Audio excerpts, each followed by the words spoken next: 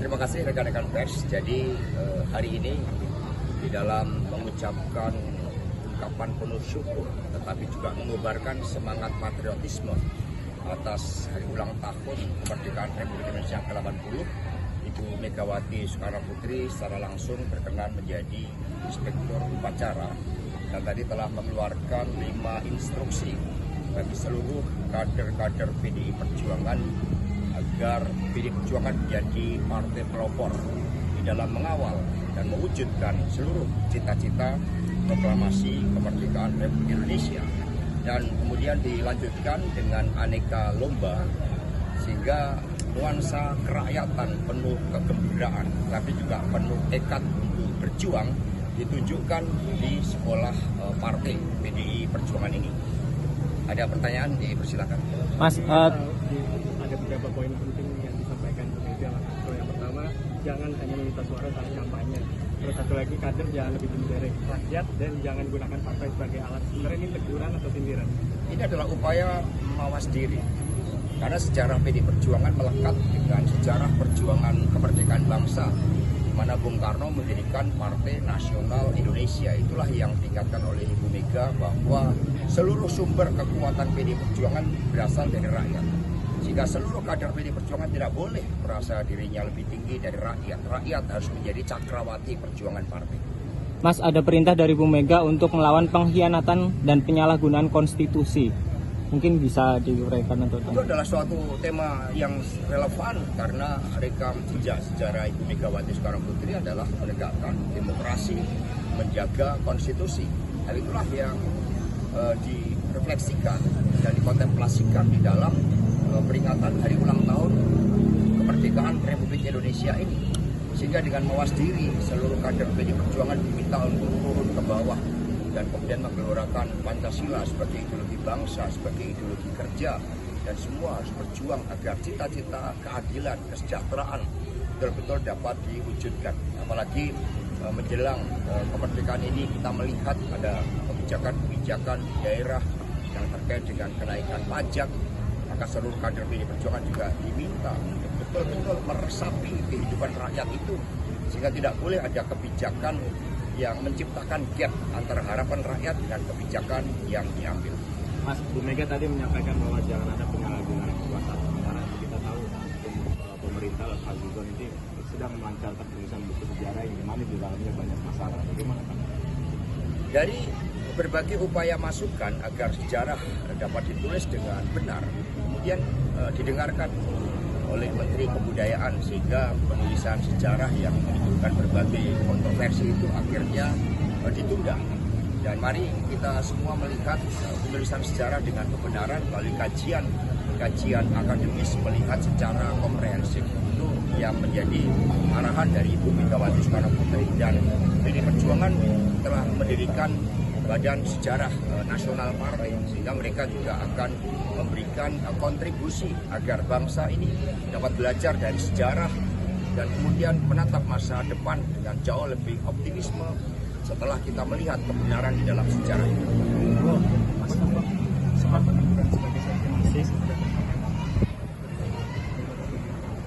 Ya, ini adalah suatu tanggung jawab yang diberikan oleh Ibu Megawati Soekarno Putri yang memiliki hak prerogatif untuk menyusun Dewan Pimpinan Pusat PDI Perjuangan. Tugas dan tanggung jawab yang diberikan kepada saya tentu akan saya jalankan dengan sebaik-baiknya. Dan kemudian ketika saya menjadi tahanan di KPK telah menuliskan buku Spiritualitas PDI Perjuangan yang melengkapi teori pemikiran geopolitik Soekarno dan teori kepemimpinan strategis Ibu Megawati Soekarno Putri yang telah diuji sehingga secara akademis telah diterima sebagai suatu karya ilmiah. Karena itulah kami jalankan perintah itu dengan sebaik-baiknya, jauh lebih total, jauh lebih loyal, dan kemudian menyatu dengan kekuatan rakyat. Akan menjadi sekjen terlama yang masih ada sejarah dalam sejarah PDI. Dalam sejarah PDIP, sekjen terlama dalam sejarah PDIP, mungkin ada kesan khusus untuk beliau tiga masa.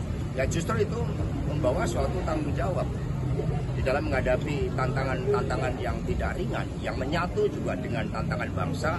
Partai terus berdiri di depan di dalam memelopori kebijakan-kebijakan yang pro rakyat.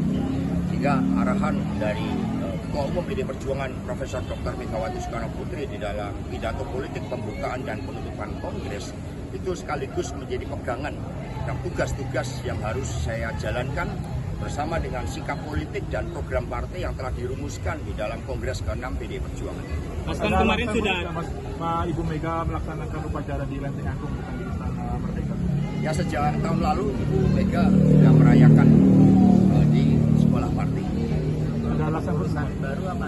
Sebelumnya partai selalu merayakan di sekolah partai ini, sehingga ini merupakan suatu tradisi yang telah dibangun sejak PDI Perjuangan. Menanggapi undangan dari istana kan Bu Mega diundang di istana.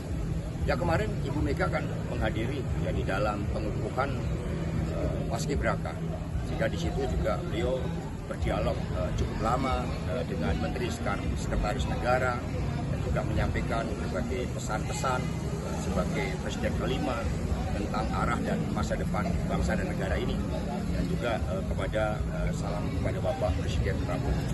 Mas, kepengurusan kapan rencana mendaftarkan?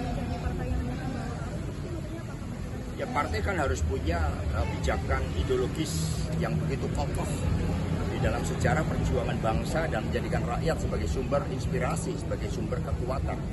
Sehingga kita akan berdiri kokoh karena sikap ideologis dan sikap untuk menjalankan tugas sejarah.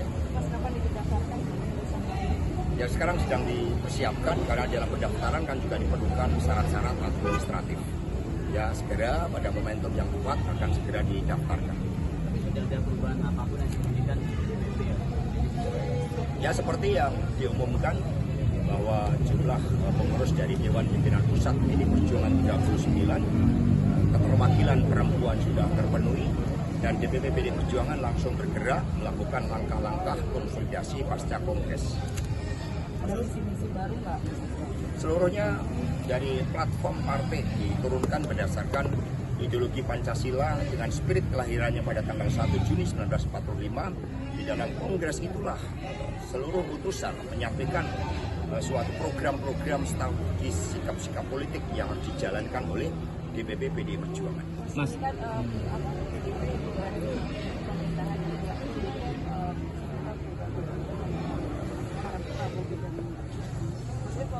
pemerintahan juga Ya sikap politik yang disampaikan oleh Ibu Megawati Soekarno Putri sangat jelas bagaimana dengan posisi menjadi penyeimbang secara ideologis, secara teknokratis, dan juga dalam rangka kebijakan-kebijakan untuk memberikan dukungan dan kebijakan yang pro rakyat, tetapi juga bersikap kritis karena demokrasi memang memerlukan check and balances. Itu semua pokok-pokoknya sudah disampaikan di dalam pidato penutupan Kongres ke-6 dan itulah yang kami jalankan. Mas kan tempo hari sudah menggelar rapat perdana ya pengurus baru 2025-2030. Ada nggak sih tugas khusus ke Mas Hasto yang hari itu juga dilantik sebagai sekjen? Tugas sekjen akan menjalankan seluruh manajemen kepartaian dengan dibantu oleh para wakil sekjen yang sekarang semakin komprehensif. DPP PD Perjuangan dibagi dalam 3 bidang besar, yaitu bidang internal partai untuk menunjukkan wajah ideal partai di tengah rakyat, bidang pemerintahan, bagaimana kebijakan strategis partai harus dijabarkan di dalam kebijakan pemerintahan, dan yang ketiga adalah bidang kerakyatan yang menyatu dengan seluruh kekuatan rakyat. 3 bidang inilah yang harus segera bergerak, maka kami langsung maju diri untuk melakukan langkah-langkah konsolidasi dan pelaksanaan seluruh keputusan Kongres.